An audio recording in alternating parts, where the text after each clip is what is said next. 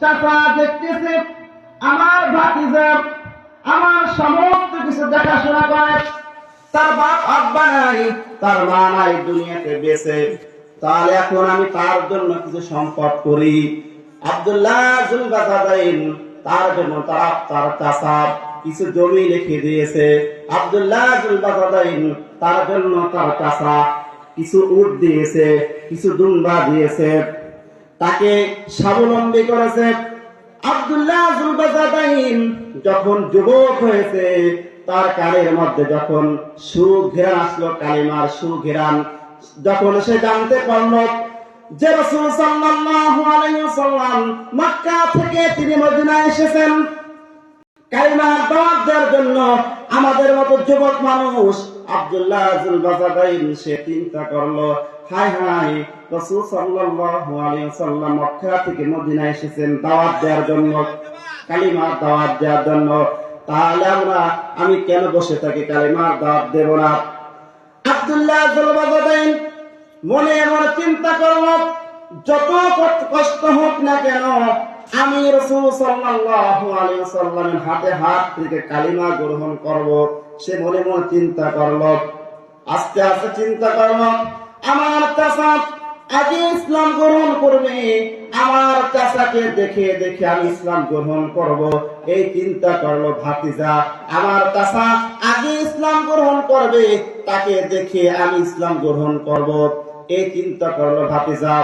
যখন ভাতিজা দেখলো তার চাচা মুহাম্মদ সাল্লাল্লাহু আলাইহি ওয়াসাল্লামের হাতে হাত রেখে কালিমা পড়বে না, আরো তার চাচা এরকম বিরোধিতা করতে শুরু করলো, রাসূল সাল্লাল্লাহু আলাইহি ওয়াসাল্লাম যত গলিতে গলিতে কালিমার দাওয়াত দিতেছিল, সমস্ত জায়গা ষড়যন্ত্র করতে শুরু করলো যাতে মুহাম্মদ সাল্লাল্লাহু আলাইহি ওয়াসাল্লাম দাওয়াত দিতে না পারে। যখন আব্দুল্লাহ জুলবাজাদাইন জানতে পারলো যে আমার চাচা ইসলাম গ্রহণ করবে না, আমার চাচা ইসলাম গ্রহণ করবে না, শুধু তাই নয়, আমার চাচা রাসূল সাল্লাল্লাহু আলাইহি ওয়াসাল্লাম যে ইসলামের দাওয়াত দিবেন, আমার চাচা ষড়যন্ত্র করতেছে সেই দাওয়াত বন্ধ করার জন্য। আব্দুল্লাহ জুলবাজাদাইন এতিম মানুষ, তার চাচার কাছে গিয়ে বলল, ও আমার চাচা, এতদিন পর্যন্ত চিন্তা করেছিলাম যে তুমি ইসলাম গ্রহণ করবে, তোমার দেখা দেখি আমি ইসলাম গ্রহণ করব। না না না চাচা, দেখি তুমি তো ষড়যন্ত্র করতেছো, মুহাম্মাদের হাতে কালিমা পড়বা না, তাকে তুমি ষড়যন্ত্র করতেছো।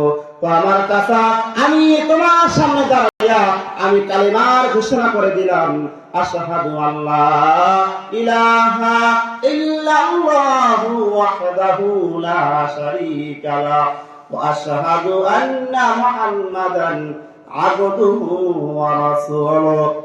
এই কালিমার বাক্য যখন চাচা শুনতে পারল, চাচার সমস্ত লোম দাঁড়িয়ে গেল, রাগে তার রাগ ফুলে গেল। চাচা বলতেছে, আমার ভাতিজা, তুমি আমার সামনে যে কালিমা পড়েছো, এই কালিমা পড়ার কারণে তোমার কি শাস্তি হইতে পারে তুমি কি জানো?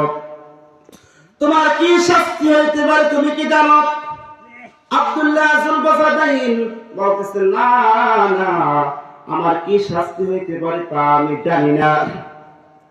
তখন চাচা বলতেছে, আমার ভাতিজা তুমি শুনে নাও, ছোট্ট বয়স থেকে এই পর্যন্ত তোমাকে যত আমি টাকা পয়সা দিয়েছি, তোমাকে যত উট ভেড়া দুম্বা দিয়েছি, তোমার জন্য একটা বাড়ি করেছি, তোমাকে যা কিছু দিয়েছি, কেন তুমি ইসলাম গ্রহণ করেছো ভাতিজা?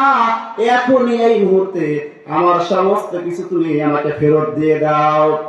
আব্দুল্লাহ জুলবাজাদাইন বলতেছে, আমার চাচা, ইসলাম গ্রহণ করার কারণে যদি আমার সব দিতে হয় আমি সব আপনাকে দিয়ে দিলাম, কিন্তু আমি ইসলাম গ্রহণ করেছি, ইসলাম থেকে কখন আমি আর পিছে ফিরতে চাই না, আমি ইসলাম নিয়ে থাকতে চাই। আমার যদি জীবন চলে যায়, জীবন চলে গেলেও আমি ইসলাম থেকে আর পিছপা হব না। এই কথা যখন বলল, আপন চাচা ভাতিজাকে আব্দুল্লাহ জুলবাজাদাইন তাকে গলা ধাক্কা দিয়ে বাড়ি থেকে বের করে দিল। আব্দুল্লাহ জুলবাজাদাইন যখন চাচার বাড়ি থেকে বের হয়ে যাইতেছিলেন, আর চাচার বাড়িতে আসবে না, যখন বাইরে হয়ে যাইতেছিলেন, আব্দুল্লাহ জুলবাজাদাইন যাইতেছেন, কত দূর যখন চলে গেছে, আমার চাচা দেখে বলতেছে, এই ভাতিজা তুমি আমার দিকে আসো, বাড়িতে আসো। আব্দুল্লাহ জুলবাজাদাইন যখন আবার চাচার কাছে আসলেন, আসার পর চাচা বলতেছে, তোমার পরনে যে জামা আছে, তোমার পরনে যে জামা আছে, যেটা তুই পরে আছো, তা তো আমার টাকা দিয়ে কেনা, তা তো আমার টাকা দিয়ে কেনা। এই মুহূর্তে এখনই তুমি তোমার পরনের কাপড়, তোমার পরনের কাপড় এবার গায়ের জামা এখনই তুমি এখানে খুলে যাও, তুমি তাও আমার টাকা দিয়ে কেনা, তুমি এখানে তোমার খুলে যাইতে হবে। আব্দুল্লাহ জুলবাজাদাইন চোখ থেকে ধরবার করে পানি ছেড়ে দিল। ও আমার চাচা, ইসলাম গ্রহণ করার কারণে আজকে আপনি আমাকে কিছু দিলেন না, শেষ পর্যন্ত আমার পরনে একটা জামা আছে এবং একটা প্যান্ট পরা আছে, তাও আপনি খুলে রেখে দিলেন। যুবক মানুষ উলঙ্গ অবস্থায় কাঁদতে কাঁদতে চলে গেলেন মায়ের বাড়িতে। মায়ের বাড়িতে চলে গেলেন, যাওয়ার পরে তার মা এই যুবক ছেলেকে উলঙ্গ অবস্থায় দেখে বলতেছে, বাবা তুমি কেন আমার কাছে এসেছো? আব্দুল্লাহ জুলবাজাদাইন বলতেছে, মা আমি আপনার কাছে এসেছি, আমার যে যুবক মানুষ উলঙ্গ অবস্থায় আছে, আমাকে একটু কাপড় দেন, যে কাপড় নিয়ে আমি মুহাম্মদ সাল্লাল্লাহু আলাইহি ওয়াসাল্লাম তার দরবারে যাইতে চাই। তার মা একটা কম্বল দিল, একটা কম্বল দিল, সেই কম্বল ছিঁড়ে দুই ভাগ করে এক টুকরা কাপড় গলায় গায়ে পেঁচিয়ে নিয়েছে, আর এক টুকরা কাপড় সে তার লজ্জার স্থান ঢেকেছে। আব্দুল্লাহ জুলবাজাদাইন শুধু ঈমান আনার কারণে যে চলে গেলেন রাসূল সাল্লাল্লাহু আলাইহি ওয়াসাল্লাম তার দরবারে। যে দেখেন রাসূল সাল্লাল্লাহু আলাইহি ওয়াসাল্লাম মসজিদে নববীতে তিনি বয়ান করতেছিলেন, তিনি বারান্দায় বসে রইলেন। রাসূল সাল্লাল্লাহু আলাইহি ওয়াসাল্লাম যখন তিনি মসজিদ নববী থেকে বের হচ্ছেন, দেখেন বারান্দার মধ্যে একজন যুবক মানুষ বসা। যে যুবক মানুষের শরীরে সুন্দর কোনো কাপড় নাই, যে যুবক মানুষের চুল এলোমেলো, একজন যুবক মানুষ। রাসূল সাল্লাল্লাহু আলাইহি ওয়াসাল্লাম বললেন, তুমি কে, তোমার নাম কি? আব্দুল্লাহ জুলবাজাদাইন চোখ থেকে ধর করে পানি ছেড়ে দিল। তিনি বললেন, আল্লাহ রাসূল ঈমান আনার কারণে, শুধু কালিমা গ্রহণ করার কারণে আল্লাহ রাসূল আমার কাছে আমাকে যা কিছু দিয়েছিল সমস্ত কিছু আমার কাছে ছিনিয়ে নিয়েছে। আল্লাহ রাসূল শেষ পর্যন্ত আমার কাছে আমাকে বাড়ি থেকে বের করে দিয়েছে। শুধু তাই নয়, আমি যুবক মানুষ, আমার গায়ে একটা জামা ছিল, পরনে একটা লুঙ্গি ছিল, তাও আমার কাছে আমার গায়ে ঠিক খুলে নিয়েছে আল্লাহ রাসূল। যখন রাসূল সাল্লাল্লাহু আলাইহি ওয়াসাল্লাম এই কথা শুনতেছিলেন, তিনিও তার দাড়ি মোবারক ভিজে গেল কাঁদতে কাঁদতে। এমন দৃশ্য, একজন ব্যক্তি কালিমা পড়ার কারণে শুধু আশহাদু আল্লাহ ইলাহা ইল্লাল্লাহু ওয়াহদাহু লা শারীকা লাহু ওয়া আশহাদু আন্না মুহাম্মাদান আবদুহু ওয়া রাসূলুহু। শুধু কালিমা পড়ার কারণে একজন ব্যক্তিকে তার গায়ের থেকে জামা, পরন থেকে কাপড় খুলে নিয়ে উলঙ্গ অবস্থায় বাড়ি থেকে বের করে দিয়েছে। রাসূল সাল্লাল্লাহু আলাইহি ওয়াসাল্লাম সাহাবায়ে কেরামকে বললেন, ও আমার সাহাবায়ে কেরাম, এই আব্দুল্লাহ জুলবাজাদাইন ঈমান আনতে যাইয়া সে কিছু আনতে পারে নাই, তাকে তোমরা কোরআন শরীফ পড়ানো শেখাও। আব্দুল্লাহ জুলবাজাদাইন যখন কোরআন পড়া শিখলেন, যখন কোরআন পড়তেছিলেন, এত জোরে কোরআন পড়েন যে জোরে কোরআন পড়ার কারণে অন্যান্য সাহাবী ঘুমাইতে পারে না। রাসূল সাল্লাল্লাহু আলাইহি ওয়াসাল্লাম তার কাছে বিচার দিলেন, আব্দুল্লাহ একটু জোরে কোরআন পড়ে, যার কোরআন পড়ার কারণে আমরা কেউ ঘুমাইতে পারি না। রাসূল সাল্লাল্লাহু আলাইহি ওয়াসাল্লাম তিনি বললেন, ও আমার সাহাবায়ে কেরাম, এই আব্দুল্লাহ ঈমান আনার কারণে সে কিচ্ছু আনতে পারে নাই, তাকে জোরে কোরআন পড়তে দাও, তোমরা তাকে বাধা দিও না। এই জন্য আল্লাহ পাক রব্বুল আলামিন তিনি বলেন আল্লাযীনা আমানু ওয়া তাতমাইন্নু কুলুবুহুম বিযিকরিল্লাহ আলা বিযিকরিল্লাহি তাতমাইন্নুল কুলুব। যে ব্যক্তিরা ঈমান আনে এবং আল্লাহর কথা স্মরণ করে তাদের অন্তরে প্রকম্পিত ভূমিকম্প হইতে থাকে। আব্দুল্লাহ ইবনে বাজাবাইন জোরে জোরে কোরআন পড়েন, সাহাবায়ে কেরাম ঘুমাইতে পারতেছিলেন না। যখন রাসূল সাল্লাল্লাহু আলাইহি ওয়াসাল্লামের কাছে নালিশ গেলেন তাকে জোরে জোরে কোরআন পড়তে দাও, সে ঈমান আনতে যাইয়া কিছু আনতে পারে নাই, তার ঈমানটা আনতে খুব কষ্ট হয়েছে, তাকে জোরে জোরে কোরআন পড়তে দাও। রাসূল সাল্লাল্লাহু আলাইহি ওয়াসাল্লাম এদিকে তাবুকের যুদ্ধের জন্য সাহাবায়ে কেরামদের কাছ থেকে কালেকশন করতেছিলেন। ও সাহাবায়ে কেরাম, তাবুকের যুদ্ধ শুরু হয়েছে, তোমরা যেটা প্রদান করো।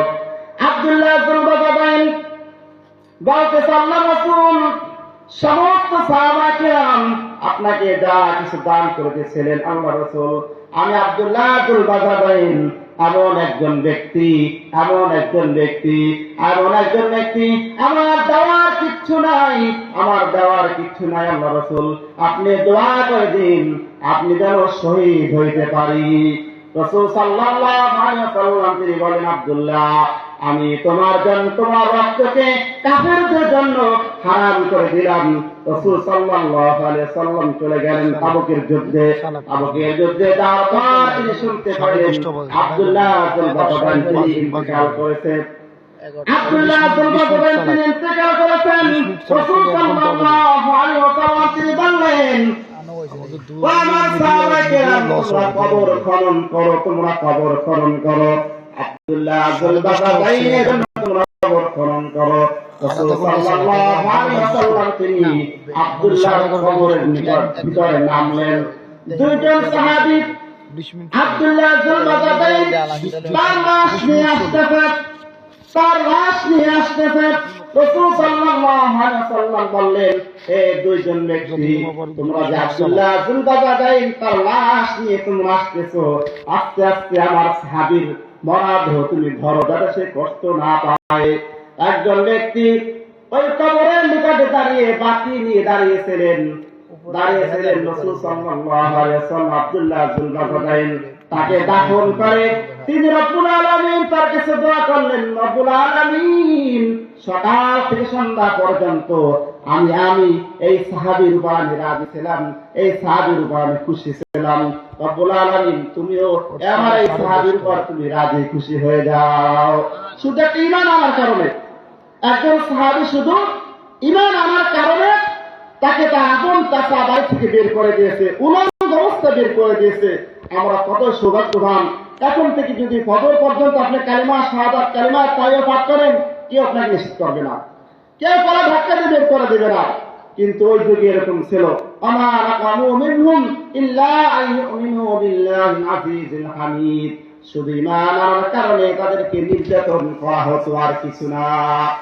এই জন্য বাবারা ভাইরা যারা বসে আছেন, ঈমানের অনেক দাম। হযরত সদস্য হুজুর রাহমাতুল্লাহ তিনি বলতেন যে তুমি দুনিয়ার সব কিছু পেয়েছো কিন্তু আল্লাহকে পাও নাই, তার মানে তুমি দুনিয়ার কিছু পাও নাই। তুমি আল্লাহকে পেয়েছো, দুনিয়ার কিছু পাও নাই, তার মানে দুনিয়ার সমস্ত কিছু তুমি পেয়েছো। এই জন্য আমরা যারা মুসলমান হয়েছি, ঈমানদার হয়েছি, আমাদের দাম কিন্তু অনেক বেশি।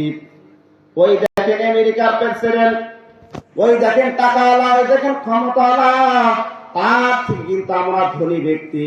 কারণ রাসূল সাল্লাল্লাহু আলাইহি ওয়াসাল্লাম তিনি হাদিসের মধ্যে বলেন, মান ক্বালা লা ইলাহা ইল্লাল্লাহ ইয়াখরুজু মিনান নার ওয়া ফি কলবিহি শাআরাতুন মিনাল ঈমান, যে ব্যক্তি অন্তরে যারা পরিমাণ ঈমান থাকবে ওই ব্যক্তিকে মহান রব্বুল আলামিন এরকম 10টা দুনিয়ার মধ্যে একটা জান্নাত তাকে দান করবেন। যারা পরিমাণ ঈমান থাকবে, মাত্র যারা পরিমাণ সামান্য ঈমান থাকবে, এই 10টা দুনিয়ার মধ্যে একটা জান্নাত রব্বুল আলামিন তাকে দান করবেন। আমাদের দাম কম না, অনেক বেশি। এই জন্য রব্বুল আলামিন আমাদেরকে এখন ঈমানের অবস্থা রাখছেন, এটা আমাদের জন্য সৌভাগ্য। এই জন্য কোনো সময় মন খারাপ